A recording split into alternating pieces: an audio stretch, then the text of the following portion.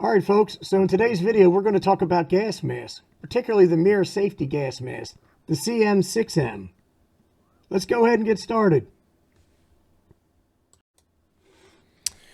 All right, folks, before we get too far into this video, I did want to point out that I was contacted by the fine folks at MIRA Safety, and they asked if I would do a review on some of their products. And I took a look, and I like the CM6M. It is a, here you go, you can see right here, it's a modern full-face respirator developed for tactical, CBRN, and riot control situations. So they sent this to me free of charge in exchange for this video review. Now, if you're the type of person that gets triggered by stuff like that, you probably want to go find some cat videos. Anyhow, if you want to see stuff about this mask, stay tuned and thanks for watching. All right, folks, so let's take a look at this mask in closer detail. The first thing you'll notice, it has this 180-degree panoramic visor. It's made out of a polycarbonate material, which makes it scratch and impact resistant. Now, I'm sure that you could damage it somehow, but I think that you can hit this thing with some stuff, and maybe flying debris might hit it or something like that, and you would be fine. It wouldn't cause any damage to this. One thing I will note, when I put this on and I walk around with it, the floor is it's kind of weird. It looks slightly uneven, or maybe has a little bit of a slight ripple effect. I don't think this is much of an issue if you're walking on level ground, but if you were in the woods and hiking on trails and maybe using some rough terrain, that may cause a little bit of a depth perception issue. And you may want to opt for one of the masks that has a flat face as opposed to this 180 degree. I really like this though. I also want to talk about how comfortable it is. You can see that it has a 6-point adjustment harness here. 1, 2, 3, 4, 5, 6, all the way around. And then it has this, it's like a neoprene netting or something like that. It really holds to your head, and it's very comfortable. And I guess this neoprene netting, if you have a man bun, for example, this probably wouldn't mess that up. So it would be comfortable there too. Now, this is a bromo-butyrol. Hopefully I'm saying that right. I'm probably not. Rubber material that is supposedly resistant to all kinds of bad, nasty things like chemicals and stuff like that. It's also really comfortable. When you put this mask on, I found that it was comfortable, and that it actually fit or adhered to your face really well, providing a really good seal, which is fantastic.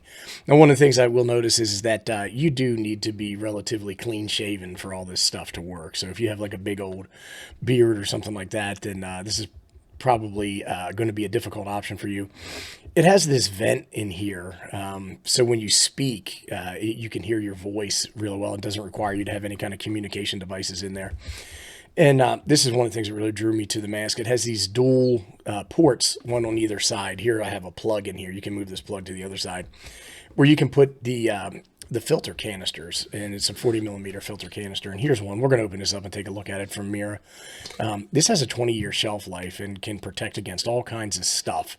They also have other of these filters that are thinner, thicker, so you could pick one that suits your needs.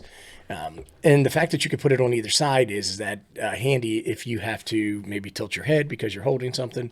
You can pick a side that works best for you.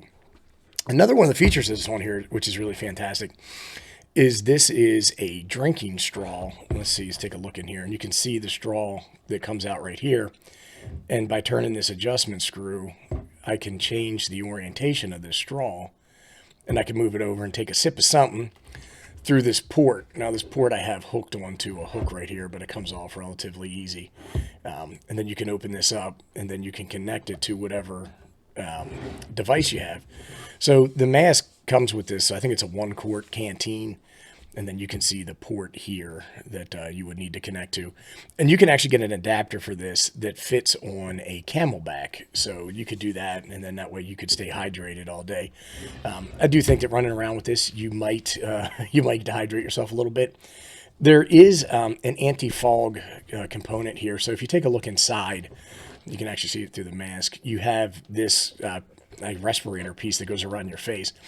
And it prohibits your breath or moisture coming from your breath to get onto the visor and then cause some kind of issue with fog or hydration. So it's really cool, really well built, well-designed product. What I want to do now is I want to take a look at some more of the specification. This is considered a CBRN gas mask, which is chemical, biological, radiation, and nuclear protection. I believe that's what it stands for. I'm definitely not a hazmat guy, and I'm not a bio engineer type person or any of that. What I can tell you is that I had been interested in looking at some sort of personal protection like this. So I was really, really happy when MIRA decided to reach out to me about it. So let's take a look at some of the specs and talk about that. All right, so here is the website for MIRA Safety, specifically the product page for the CM6M. So if you take a quick look at this, you see free U.S. shipping, international shipping available, and elite customer service. I haven't had to deal with the customer service, but I dealt with people, I think it's in their marketing department, and they've been fantastic. Also, you can change your currency, and there's a phone number up here you can call in the event that you have any questions. So just taking a quick look at some of the specifications, you can see it's trusted worldwide in multiple police and government agencies, and it lists a bunch of different countries and locations here. Talks about the full face panoramic unobstructed view, and we talked a little bit about that, and the hydration tube. Now, when I got mine, I did add the NBC 77 SOS filter, and we're going to take a look at that in a few minutes. But you'll have the link, and you'll be able to come down here, and you'll be able to read all of these things. It does talk about a 20-year shelf life, and then a kit for glasses if that's something that you require. It talks about some of the protection standards and the rubber gasket that we spoke about. There was one thing that I wanted to talk about, and I saw that there were some storage specifications for this. And see if we can go ahead and we can find that. Here we go. So it says to keep the mask in a cool, dark, dust-free place, free from sudden temperature changes. The storage room should be vented regularly. Temperatures should vary between 10 degrees Celsius and 25 degrees Celsius within a relative humidity of 65%. Shouldn't be stored where fuels and solvents and stuff like that. So let's take a look and see what 10 and 25 degrees Celsius really is. Okay, so here we can see 10 equals 50 degrees Fahrenheit, and let's see what 25 is. 77 degrees Fahrenheit.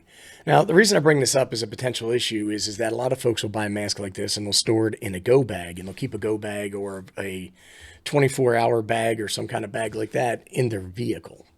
I do keep a backpack in my vehicle. I call it a get-home bag, but everybody has different names for different bags for different reasons. But the reason I bring this up is that I know that in my Jeep, it gets a lot hotter than 77 degrees. And so when you take a look at a mask, I'm buying something like this. I'm not going to wear it when I go to Walmart because I'm afraid of the latest virus. But it is something that I would use in the event that there was a fire, for example, like a forest fire or a wildfire that was spreading, that was putting smoke in the air, and I had to go into that area. I would use it for something along those lines. Maybe there's some construction debris, or maybe there's a problem with a building or a partial building collapse, and there's a lot of dust or air in an environment like that. I don't think that my needs are the same needs that this mask meets. I'm hoping to never be in any biological exposure site or radiation site or anything like that. But it's nice to have that capability. I also want to mention that MIRA does have a lot of other products that you can take a look at, and they are face masks for children, for example, and protective tents that you can put up that would give you the same protection this mask would provide. What I want to do now is I want to take a look at some of the filters that are available. Okay, so here are some of the filters, and initially you might take a look at these and say, oh my gosh, look at the price of this thing. But when you take a look at it and what it can protect you from, and the fact that it has a 20-year shelf life, it's really not that expensive, especially compared to other products on the market. So, for example, here's a nice smoke and carbon monoxide filter. That looks like it's pretty handy. That's the kind of thing I think I would be mostly interested in. They're sold out of these right now. As I mentioned, this 77 SOF CBRN mask filter is what came with my particular mask. So we'll click on that in a second and take a look. Here's a 40 millimeter filter protective agent for common threats, $29.95. Let's take a quick look at that. Here's some of the key filters. Practical multi-gas filter that protects user from toxic industrial chemicals and other threats. This one has a 7.5-year shelf life with expiration date clearly marked on the filter housing. So it's important to make sure that you have dates on these things so you know when they are good and when they're not. And then here's some different chemical concentrations that you can take a look at, like sulfur hydride or chlorine. And then here are your storage parameters. Here's a lightweight and affordable option for long-term pandemic preparation. Comes with the 6 vacuum-sealed filters, each with a 20-year shelf life. So you get 6 of these Particle Max for $160. And then here it is, the filtration technology is a step above HEPA, rated to stop 99.9995% of viral and bioparticles. That might come in handy. Okay, so here's the product page for the filter that came with my mask, the NBC 77 SOF. And again, I just wanted to mention the 20-year shelf life. Fantastic, and that really makes this a more affordable option when you consider how long it would last for. It has the 40mm NATO threads that we talked about, and it protects against a wide variety of toxic CBRN agents. So when you come down here, there's a more detailed description, and I'll have a link to this in the description for you to check out. And then there's some more technical data, and then there's some particle filter efficiency information that, being candid, I'm not 100% sure how to interpret all this stuff. And then here is some more of the gas mask filter application, how some of the tests are performed, and when you get down here, there's storage, maintenance, and filter disposal. So you'll be able to check that out if you follow this link. All right, if we take a look, these filter canisters, they come shrink wrapped, and I would leave them in the shrink wrap. I wouldn't take them out. Now, what you may want to do is you may want to have a backup or maybe an expired one of these, or one you use for training if you are deploying these types of gas masks on a large scale. Let's go ahead and take a look at this. I believe that once I start opening this, my 20-year timer starts counting down, but that's okay.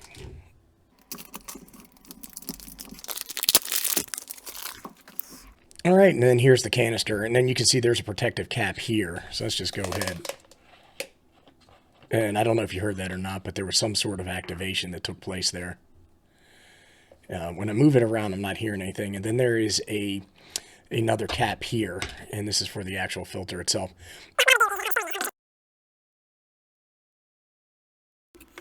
Nice and easy. Now, this canister does add some weight, not a lot, but it does add some weight to the mask. And so you may want to consider actually having the 2 canisters, because also there is less restrictive airflow with 2 canisters versus 1. But again, you may want to consider what you're going to be doing, your range of motion, and if you're going to be holding or carrying things. These canisters, if you have 2 of them, it might be a little bit of an issue, so you'd pick what side you want. The other thing is MIRA does offer other masks with a forward-facing canister. There's some other options out there that may be more appropriate for you. But again, I really like this mask because of the range of view on this visor. All right, folks, and I think that's going to wrap up the video. So what I would like to do is say thanks everybody for watching. If you have any questions, comments, suggestions, or recommendations, go ahead and post them below, and I'll do my best to respond. And a big thanks and shout out to MIRA Safety for sending me this mask for my consideration. Thanks again.